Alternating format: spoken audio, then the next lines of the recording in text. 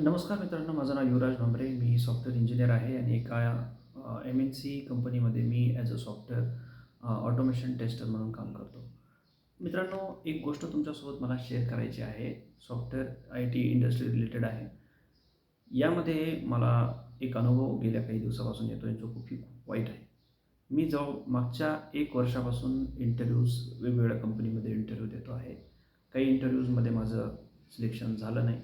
परफॉर्मन्सचा issue होता. मी ते accept करतो. पण गेल्या एवढ्या 1 वर्षाच्या पिरियडमध्ये मी 2 चांगल्या टॉपच्या कंपनीजच्या फायनल राउंडपर्यंत पोहोचलो. म्हणजे technical rounds plus HR rounds पण क्लिअर झाले. त्यापैकी एका कंपनीचा इश्यू मी थोडा साईडला ठेवतो, कारण तिथे डॉक्युमेंटेशनचा माझ्या साईडचा प्रॉब्लेम होता. पण जी कंपनी आता मी लास्टच्या जी खूप टॉपची कंपनी आहे, इंडियन कंपनी आहे, पण खूप टॉपची कंपनी आहे. मी नाव अजून डिस्क्लोज करत नाही, कारण अजून पण काही गोष्टी प्रोसिजरमध्ये आहेत. पण त्यांची प्रोसेस मला खूप चुकीची वाटली. त्यांनी गेल्या 2.5 ते 3 महिन्यापासून इंटरव्ह्यूची प्रोसेस स्टार्ट केली. सुरुवातीला व्हर्चुअल इंटरव्ह्यू झाला, नंतर पुण्याला गेलो. इथून पुण्याला गेलो. पुण्याला जाऊन जाण्याचा येण्याचा खर्च, तिथं एक रूम भाड्याने घेतली, म्हणजे रूम एक नाईटसाठी लॉज, तिथं थांबलो. दुसऱ्या दिवशी इंटरव्ह्यूला गेलो, जो तिथं म्हणजे फेस टू फेस इंटरव्ह्यू होता. तो इंटरव्ह्यू मी तिथला तो पण क्लिअर झाला. त्याच्यानंतर त्यांच्या पोर्टलमध्ये ॲप्लिकेशन इन प्रोग्रेसच होतं. जवळपास 1 ते दीड महिना, 1 महिन्याच्या आसपास ॲप्लिकेशन इन प्रोग्रेस होतं. आणि त्याच्यानंतर त्यांचा मला कॉल आला, की युवराज, आपण एच-आर डिस्कशन करू. तुमचं सेकंड राउंड क्लिअर झाला आहे असं. एच-आर डिस्कशन झालं. सॅलरी पण डिस्कशन झाली. ठीक आहे. आणि सॅलरी डिस्कशन सांगितलं, की तुम्ही 2 ते 3 दिवसामध्ये आम्ही ऑफर लेटर रिलीज करू. त्यानंतर ऑफर लेटर तुम्हाला रिलीज झाल्यानंतर तुम्ही तुमच्या कंपनीसोबत सेपरेशनची प्रोसेस स्टार्ट करा असं. 2-3 दिवस मी थांबलो आणि खूप सगळ्या परिवाराला, नातेवाईकांना सांगून टाकलं, की चांगल्या पॅकेजची नोकरी मिळाली. गरिबीचे दिवस आपले गेले, कारण माझं सध्या सी ॲव्हरेज आहे, बिलो ॲव्हरेज आहे. तर मी खूप खुश होतो. आई-वडील, बायको, आमचे सगळे लोकं खुश होते. सगळ्यांना शेअर करून टाकलं. आणि बंगलोर लोकेशन होतं जॉबसाठी. बंगलोरला अक्षरशः मी म्हणजे मोबाईलला सर्च करणंसुद्धा स्टार्ट करून दिलं होतं. कॉलसुद्धा करणं स्टार्ट करून दिलं होतं तिथल्या ओनर्सला, की कुठं रूम वगैरे भेटते का आसपास, तिथली जी इलेक्ट्रॉनिक सिटी आहे त्या एरियामध्ये.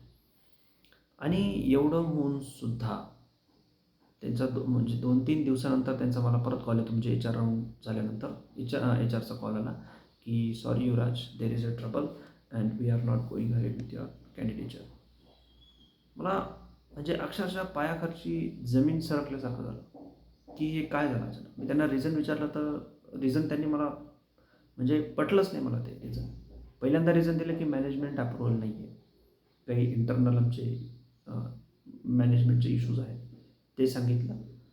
त्यानंतर मी त्यांना एक मेल टाकला, की मला कारण सांगा, कारण माझ्यामध्ये काही इंटरव्ह्यूच्या परफॉर्मन्समध्ये जर काही इश्यू असेल, तर मी जेणेकरून पुढच्या इंटरव्ह्यूमध्ये किंवा दुसऱ्या कुठल्या इंटरव्ह्यूमध्ये मी प्रोग्रेस करू शकेल, आणि तो माझा राईट आहे जाणून घेण्याचा. त्या मेलमध्ये सुद्धा मला त्यांचा रिप्लाय असाच आला आहे, की मॅनेजमेंट अप्रूव्हल नाही आहे, आणि due to technical reasons, due to security and privacy reasons, we cannot disclose reasons behind the cancelling of the candidature, अशा टाईपचा त्यांचा काहीतरी मेल आहे. मला एक नाही कळत आहे, तुम्ही इतक्या मोठ्या टॉपची एम-एन-सी आहे, टॉपची कंपनी आहे, आणि इतक्या दिवसापासून तुम्ही ऑपरेट करत आहात, इतक्या मोठ्या लेवलला तुम्ही हायरिंग करतात, ले ऑफ करतात तो भाग वेगळा, पण तुम्हाला तुमच्या प्रोजेक्ट्सच्या मॅनेजमेंट नाही आहे. किती पोझिशन्स आहेत, किती बजेट आहे. प्रत्येक कंपनीचा बजेट असतो, किती लोक हायरिंग करणार आहेत, प्रत्येक कंपनीचा असतो. इत म्हणजे असं ऐन वेळेला तुम्ही सांगतात, की अप्रूव्हल नाही आहे. आणि हे माझ्यासोबतच नाही, अनेक लोकांसोबत होत आहे. सॉफ्टवेअर इंडस्ट्रीमधले जे काही लोक असतील, ते या गोष्टीसोबत रिलेट करू शकतात. की का चालू आहे मला खरंच माहीत नाही. मला तर असं वाटतं आहे, की मॅनेजमेंट आणि इंटरनल लेवलला, मॅनेजमेंट लेवलला काही जागासुद्धा मॅनेज केल्या जातात. जसं गव्हर्नमेंटच्या वॅकन्सीजमध्ये होतं ना, तसं इथंच पण व्हायला लागले मला असं वाटतं. कारण याचं काही कसं काय, तुम्ही पारदर्शकताच नाही आहे कुठली काही. एच-आर मॅनेजर असेल, हायरिंग मॅनेजर असतील, हे सगळे लोक साठगाठ करून काहीतरी करतायत मला असं वाटतं. इंटरव्ह्यूच्या परफॉर्मन्समुळे रिजेक्शन झालं तो भाग वेगळा, पण सगळं प्रोसेस होऊन सुद्धा आणि काही काही कंडिशनमध्ये तर मी असं बघितलं आहे की ऑफर लेटर रिलीज होऊनसुद्धा तो बिचारा पोरगा तो त्याच्या करंट कंपनीमध्ये रिसिग्नेशन टाकतो. ऑफर लेटर एका बाजूला रिलीज होतं नवीन कंपनीचं, तरीसुद्धा मी ऑफर लेटर विथड्रॉ करून घेतो. अरे लोकांचे EMI असतात, पोराबाळांचा खर्च असतो, तुम्ही काय करताय? ही कुठंतरी स्कॅम चालू आहे हा. जसं कॉकरोच जनता पार्टीने गव्हर्नमेंटच्या विरोधात जसं आंदोलन केलं, मोर्चा उठवला, तसं मला वाटतं की कॉर्पोरेट सेक्टरमध्ये कोणी ना कोणी काहीतरी गरजेचं. कदाचित तो मी असेल किंवा दुसरं कोणी असेल. मी तर खूप एक छोटासा इंजिनियर आहे, 3-4 वर्षाचा एक्सपिरियन्स आहे.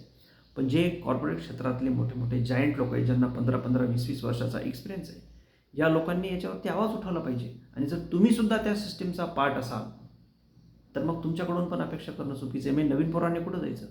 आई वडिलांनी शेतकरी पोरांचे, गोरगरीब लोकांचे पोरं असतात, इकडून तिकडून पैसे जमा करून पोटाचा तुकडा काढून पोरांना कॉलेजला पाठवलेलं असतं. जे पोरं आता डिग्र्या करून पासआउट करून निघतील बाहेर, यांच्या जॉबचं काय आहे?